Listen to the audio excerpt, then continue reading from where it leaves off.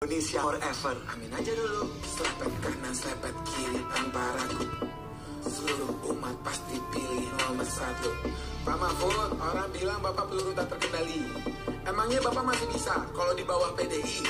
Mas Gibran, maaf kalau catatan yang saya bawa bikin Mas Gibran gak nyaman. Seenggaknya saya gak bawa backingan paman. Ambisimu tinggi, sistem hukum kau tika mati. Selangkangi konstitusi demi lanjutkan dinasti. Saya malah diceramain moral sama cawapres nomor 1. Padahal Inus umpamanya sendiri kan si itu.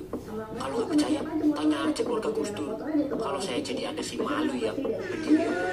Saya main bodoh. SKI, Prof Mahfud. Mohon maaf sebelumnya. Ini pertanyaan receh, jadi nggak usah dijawab. Saya profesor ngomongin bobroknya hukum Indonesia. Pertanyaan, dulu Menko Polhukam siapa? Saya Menko Polhukamnya. Saya juga pernah